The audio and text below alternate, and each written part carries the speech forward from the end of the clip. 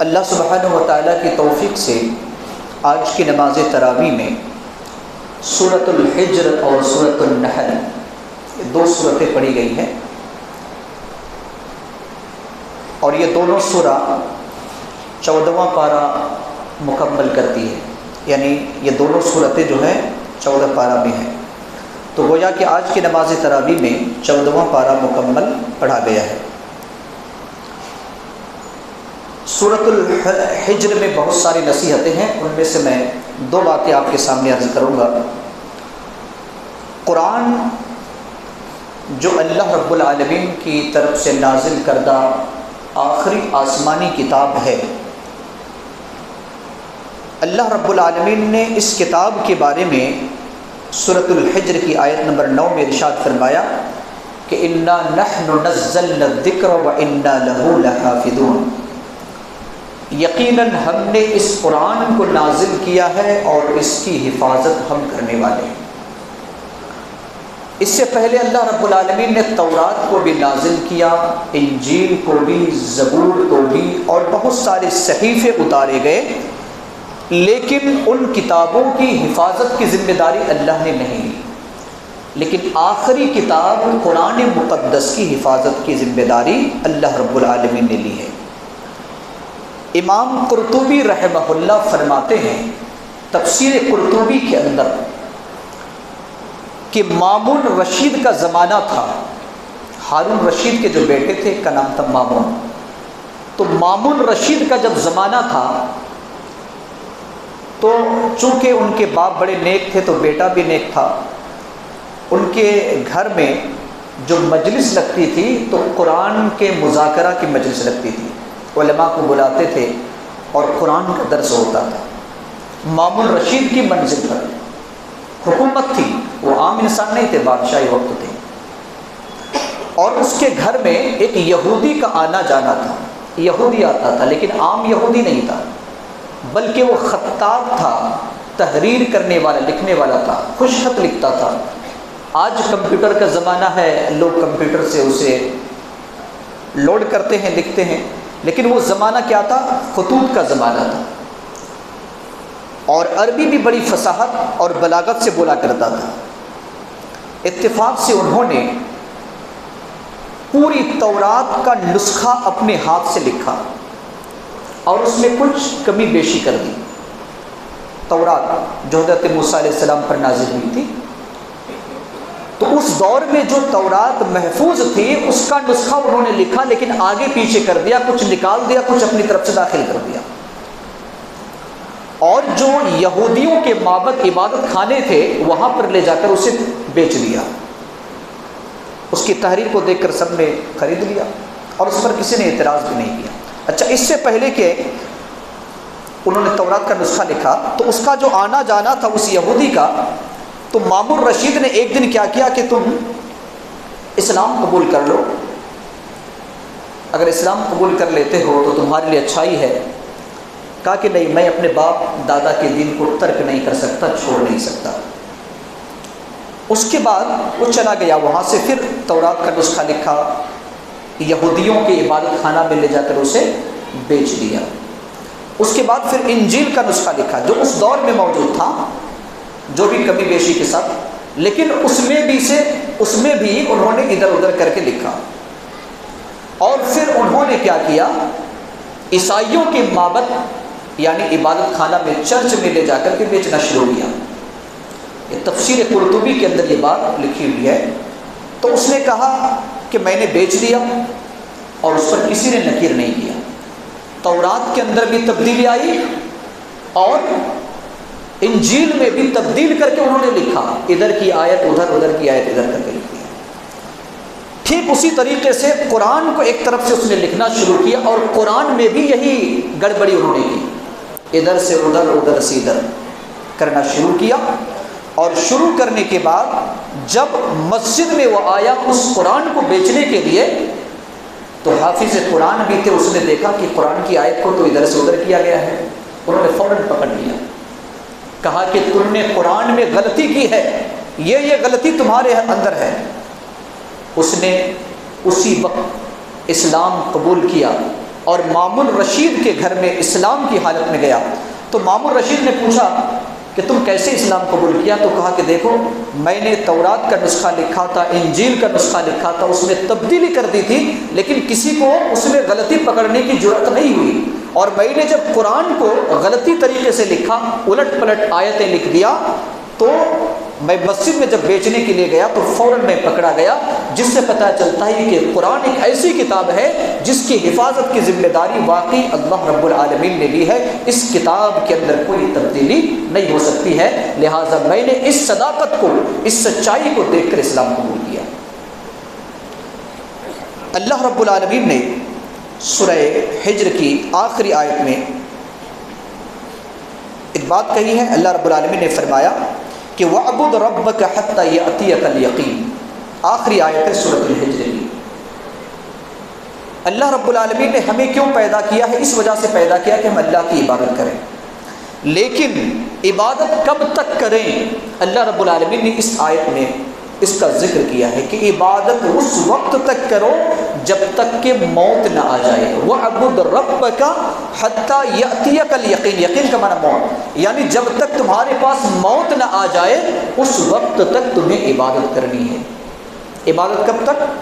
موت آنے تک۔ عبادت صرف رمضان تک نہیں، عبادت صرف بزرگ کی حالت میں نہیں، عبادت صرف اس وقت نہیں جب ہم پریشان ہوں، عبادت زندگی کے آخری لمحہ تک، چاہے وہ انسان بالغ ہو جائے، چاہے مرد ہو یا عورت، بالغ سے لے کر کے اس کی موت آنے تک اس انسان پر عبادت فرض ہے، اور اس کو اللہ رب العالمین نے اس آیت میں واضح کیا ہے۔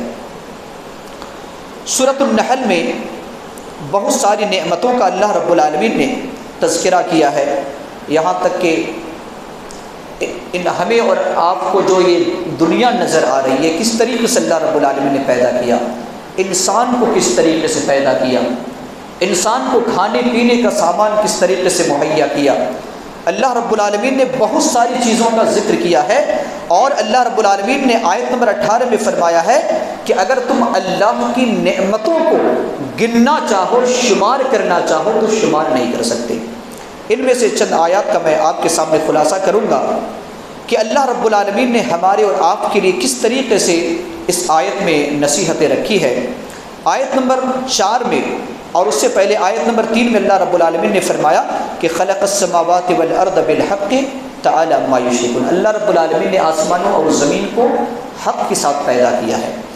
آیت نمبر 3 میں اللہ رب العالمین نے فرمایا کہ خلق الانسان من نطفۃ فاذا هو خصیم مبین، انسان کو اللہ رب العالمین نے ایک حقیر پانی سے پیدا کیا، اور انسان کیا کرتا ہے؟ جھگڑالو ہے۔ بہرحال اللہ رب العالمین نے انسان کے کھانے پینے کا جو طریقہ ہے اس کو بھی اللہ رب العالمین نے بتایا ہے۔ آج خاص طور سے مسلمانوں کے جو حالات ہیں، مسلمانوں کے جو کھانے پینے کے طریقے ہیں، اللہ رب العالمین نے آیت نمبر 5 میں بتایا ہے۔ 5 نمبر آیت میں اللہ رب العالمین نے یہ بتایا کہ وَالْأَنْعَامَ خَلَقَهَا لَكُمْ فِيهَا دِفْءٌ وَمَنَافِعُ وَمِنْهَا تَأْكُلُونَ، چوپائیوں کو جو اللہ رب العالمین نے پیدا کیا ہے، 4 پیر جانوروں کو، گائے ہو، اسی طریقے سے بکرے ہو، اونٹ ہو، دمبا وغیرہ، یہ جو 4 پیر کے جانور ہیں، اللہ رب العالمین نے کہا کہ ان میں سے بعض، بہت سارے کام ہیں، ان میں سے بعض کا تم گوشت بھی کھاتے ہو، منہا تأکلون، کیا کرتے ہو؟ گوشت بھی کھاتے ہو۔ تو گویا کہ اللہ رب العالمین نے بطور غذا ان جانوروں کو بھی پیدا کیا ہے۔ اللہ رب العالمین نے مچھلیوں کا ذکر کیا ہے، اور آیت نمبر 14 میں وَهُوَ الَّذِي سَخَّرَ الْبَحْرَ لِتَأْكُلُوا مِنْهُ لَحْمًا طَرِيًّا وَتَسْتَخْرِجُوا مِنْهُ حِلْيَةً تَلْبَسُونَهَا، یہاں پر بہت ساری نعمتوں کا ذکر ہے کہ اللہ رب العالمین نے سمندروں کو تمہارے کام میں لگا دیا ہے تاکہ تم اس سے تازہ گوشت کھاؤ، لحمن طریہ، تازہ گوشت جسے مچھلی کہا جاتا ہے۔ تو مچھلی کو ہم اور آپ کھاتے ہیں، اور اسی لیے اطباء کہتے ہیں کہ جو تازی مچھلی ہوتی ہے اس میں زیادہ فائدہ ہے، کیونکہ اللہ رب العالمین نے کہا لِتَأْكُلُوا مِنْهُ لَحْمًا طَرِيًّا، یعنی تازہ گوشت کو تم کھاتے ہو، اور اس میں سے بہت سارے زیورات بھی نکالے جاتے ہیں۔ اللہ رب العالمین نے ان دونوں آیتوں میں یعنی جو گوشت کی شکل میں ہم کھاتے ہیں اس کا ذکر کیا ہے۔ اللہ رب العالمین نے آیت نمبر 11 میں سبزیوں کا ذکر کیا ہے۔ اللہ رب العالمین بہت ساری باتیں کہی ہیں، پھلوں کا بھی ذکر کیا ہے کہ ينبت لكم به الزرع والزيتون والنخيل والأعناب ومن كل الثمرات ان ذلك لآيات لقوم يتفكرون۔ اللہ رب العالمین نے یہاں پر کہا کہ اللہ نے تمہارے لیے کھیتی کو اگایا ہے اور اس کھیتی سے زیتون، کھجور، انگور اور ہر قسم کے پھل اس سے اگتے ہیں۔ اس میں غور و فکر کرنے والوں کے لیے بہت ساری نشانیاں ہیں۔ اللہ رب العالمین نے اس آیت میں سبزیوں کا بھی ذکر کیا ہے اور پھلوں کا بھی ذکر کیا ہے، جس سے پتہ چلتا ہے کہ اللہ رب العالمین ہماری صحت کے حساب سے یہ ساری چیزوں کو پیدا کیا ہے۔ اللہ رب العالمین نے دودھ کا بھی ذکر کیا ہے۔ اللہ رب العالمین نے دودھ کا آیت نمبر 66 میں واضح طور پر فرمایا ہے کہ وَإِنَّ لَكُمْ فِي الْأَنْعَامِ لَعِبْرَةً نُسْقِيكُم مِّمَّا فِي بُطُونِهَا۔ اللہ رب العالمین نے ہمیں اور آپ کو اس بات کا ذکر کیا ہے کہ اللہ رب العالمین وہ ہے جس نے چوپائیوں سے تمہارے لیے دودھ کو نکالتا ہے، اور دودھ بھی کہاں سے نکلتا ہے اللہ رب العالمین نے ہمیں اور آپ کو بتایا ہے، 2 جگہوں سے نکلتا ہے۔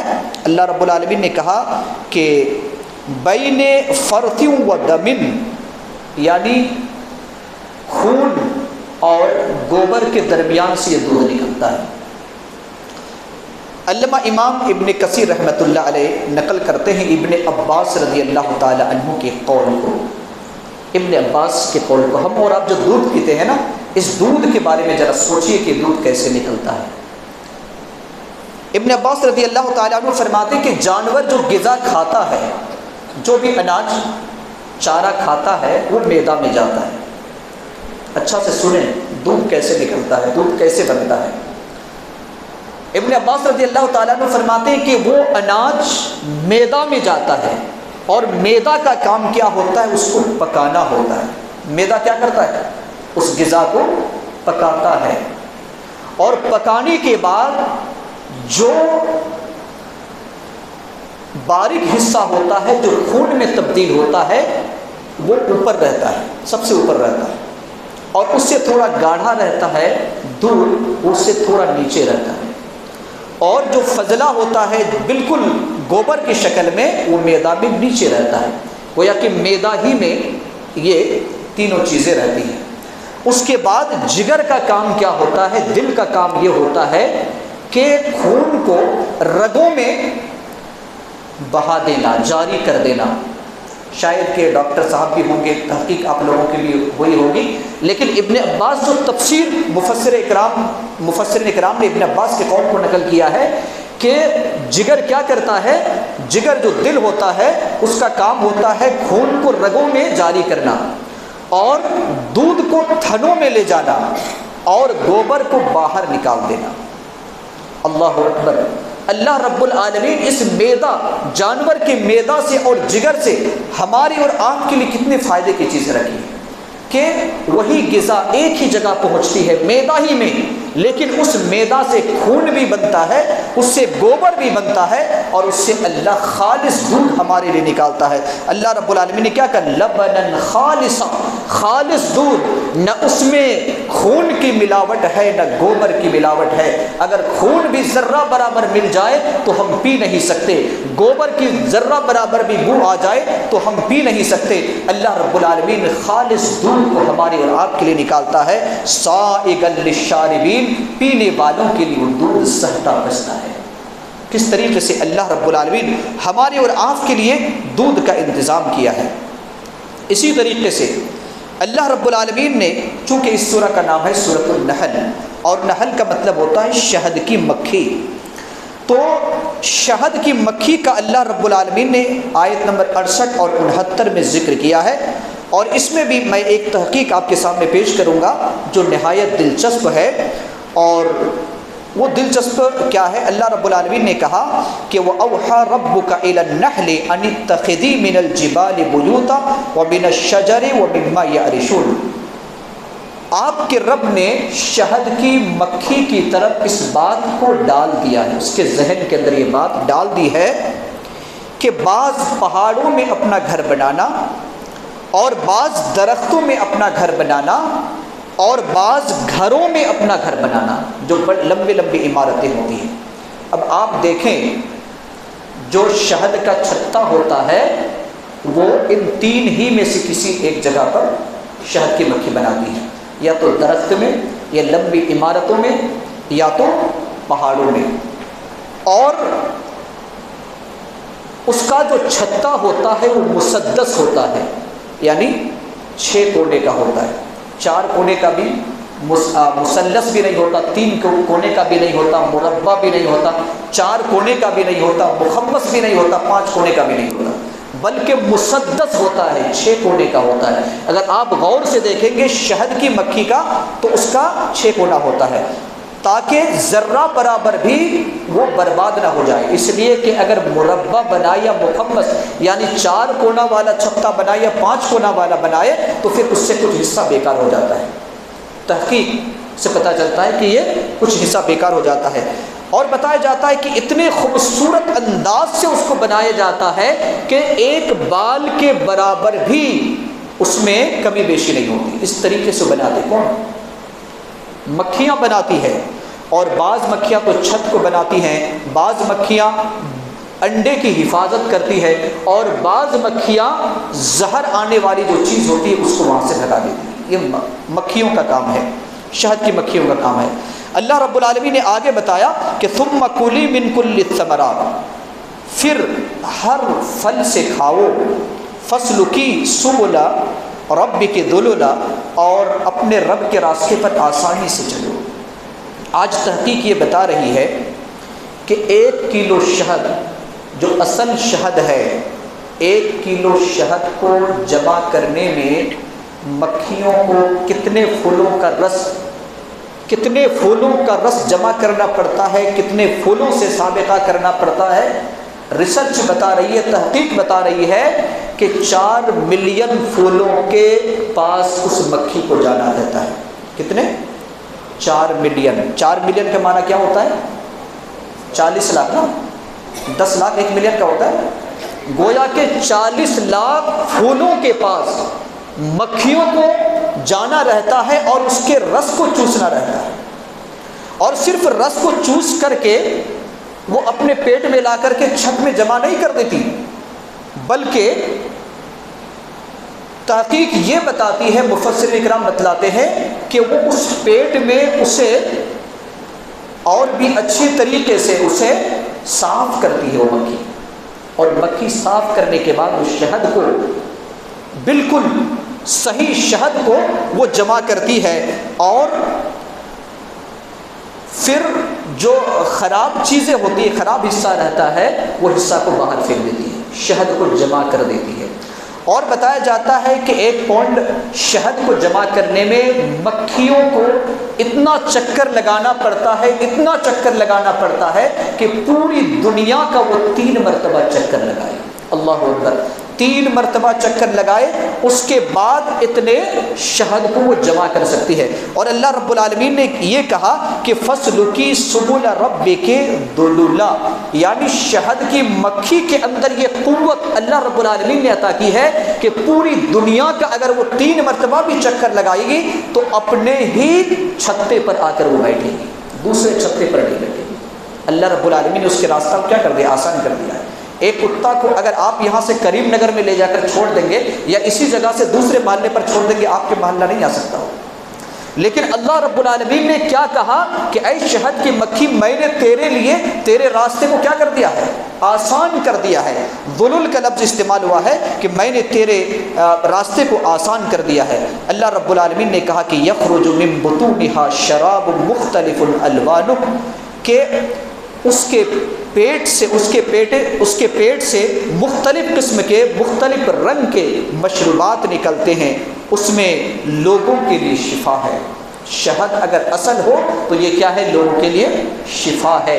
اللہ رب العالمین نے ہمیں اور آپ کو بتایا ہے، جس سے پتہ چلتا ہے کہ انسانی زندگی گزارنے کا ایک بہترین طریقہ سورہ نحل کے اندر اللہ رب العالمین نے بتایا ہے۔ کس طریقے سے اللہ نے پیدا کیا، کس طریقے سے انسان کو اللہ رب العالمین نے کھانے پینے کا سامان مہیا کیا۔ اگر انسان اپنی قوت چاہتا ہے تو کس طریقے سے اللہ رب العالمین نے دودھ کا انتظام کیا۔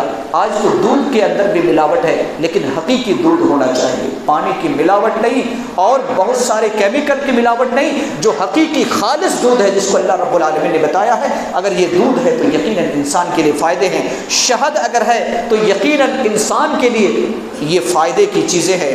انسان کے سواری کا بھی اللہ رب العالمین نے ذکر کیا ہے۔ آیت نمبر 8 میں اللہ رب العالمین نے بتلایا کہ والخیل والبغال والحمیر لترکبوها وزینہ ویخلق ما لا تعلمون۔ اللہ رب العالمین نے خیل کا لفظ استعمال کیا۔ خیل گھوڑے کو کہا جاتا ہے، بغال کھچر کو کہا جاتا ہے، حمیر گدھا کو کہا جاتا ہے۔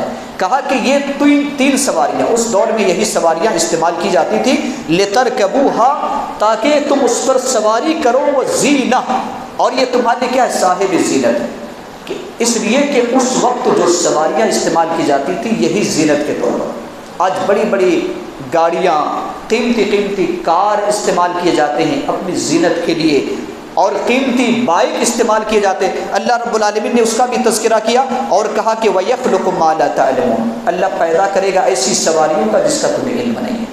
تو جس دور میں یہ سواریاں تھیں، کھچر، گدھے اور گھوڑے کی سواریاں تھیں، اس وقت اللہ رب العالمین نے اس کا ذکر کیا اور کہا کہ ایسی سواریاں کو بھی اللہ پیدا کرے گا جس کا تمہیں علم نہیں ہے۔ جیسے کہ آج کی جو سواریاں ہیں، نبی صلی اللہ علیہ وسلم کے زمانے میں اس کا کوئی تصور نہیں تھا۔ ممکن ہے کہ 500 سال کے بعد یا 1000 سال کے بعد یا 100 سال کے بعد ایسی سواریاں وجود میں آئیں گی جس کا ہمیں اور آپ کو احساس اور تصور نہیں ہے۔